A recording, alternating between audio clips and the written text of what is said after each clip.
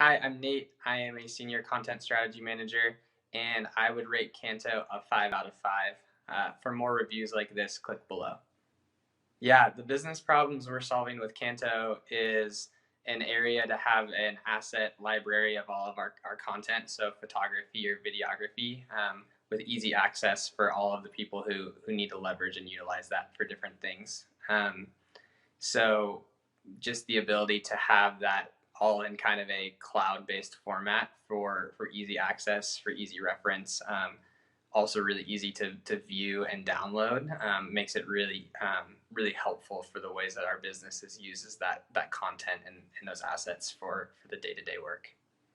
Yeah, the thing I like most about Canto is its ability to be in a easy access format. It's really easy to organize in folders. The tagging abilities make it really easy to then go in and search for the different types of assets I'm interested in. So I can, type into the search bar any number of keywords and be able to pull up all the different types of like photos or videos that are tagged to those types of things.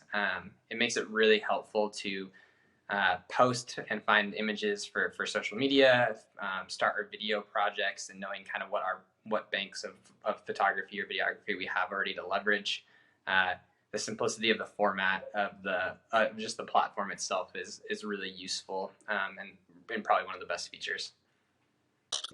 Yeah, one of the things that maybe I would change about Canto, there's the ability to, when you're downloading an asset for like a photo or a video, you can have presets that you can then take and download into your thing. So if you have a photo at a certain file size, you can change it to have a different dimension or a different crop.